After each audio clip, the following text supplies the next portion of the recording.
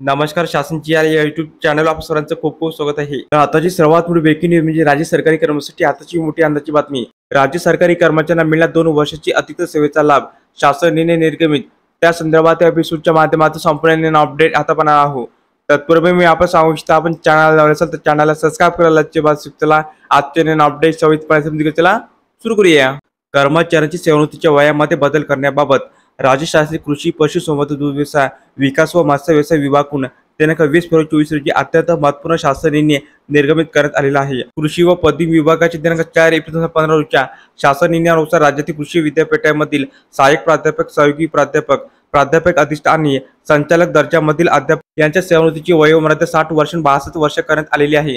तसेच उच्च व शिक्षण तंत्र विभागाच्या दिनांक 12/7/16 नुसार राज्यातील अकृषी विद्यापीठे, शासकीय, अशासकीय, अनुदानित महाविद्यालय, शासकीय तंत्र महाविद्यालय, पदवी संस्था या राज्यातील उच्च शिक्षण क्षेत्रातील प्राध्यापकाचे सेवानिवृत्तीचे वय 62 वर्षांहून 60 वर्ष करण्याचा निर्णय घेण्यात आलेला आहे. माननीय सर्वोच्च न्यायालयाचे अपील क्रमांक 5527 5547/13 यामध्ये सेवानिवृत्तीच्या वयोमर्यादेमध्ये निर्णय घेण्याचे अधिकार राज्य शासनाला असणार आहे, असा निर्णय दिलेला आहे. सध्या स्थितीमध्ये राज्य शासन सेवेतील कृषी विद्यापीठातील शिक्षक वर्गीय पदांसाठी पात्रताधारक उमेदवार उपलब्ध आहे व त्यांना संधी देऊन कार्यक्षम मनुष्यबळाची निर्मिती करणे आवश्यक आहे. त्याकरता दिनांक 4 एप्रिल 2015 रोजी शासन निर्णयानुसार सेवानिवृत्तीचे वय 60 वर्षावरून 62 वर्ष करण्याबाबत घेण्यात आलेल्या निर्णयाचा फेरविचार करण्याची बाब राज्य शासनाची विचाराधीन होती. सदर शासन निर्णयानुसार राज्य शासन सेवेतील कृषी विद्यापीठांमधील आणि संलग्न तसेच अनुदानित महाविद्यालयामध्ये सहाय्यक प्राध्यापक, सहयोगी प्राध्यापक, प्राध्यापक, विभाग प्रमुख, सहयोगी अधिष्ठा, शालेय शिक्षण निदेशक, क्रीडा अधिकारी, ग्रंथपाल अधिष्ठा आणि संचालक दर्जातील अध्यापकांची नियत वयोमानानुसार सेवानिवृत्तीची वयोमर्यादा 62 वर्षांहून 60 वर्ष करण्यात येत आहे.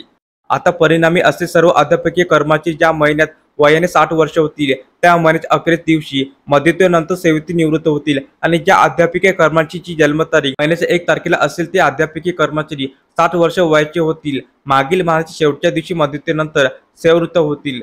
राज्य शासनाची कृषी व पदवी विभागाच्या दिनांक 4 एप्रिल 2015 रोजीच्या शासन निर्णयानुसार ज्या अध्यापकीय कर्मचाऱ्यांनी सेवानिवृत्तीच्या वयोमर्यादा 60 वर्षांहून 62 वर्ष केलेल्या निर्णयाचा लाभ घेतलेले आहे असे 60 वर्षीय अध्यापकीय कर्मचारी वयाचा 62 वर्ष पूर्ण होताच सेवानिवृत्त होतील असा निर्णय देण्यात आलेला आहे. तर अशा प्रकारे राज्य सरकारी कर्मचारी संदर्भात अतिशय महत्त्वपूर्ण अपडेट या एपिसोडच्या माध्यमातून आपण पाहिले आहे.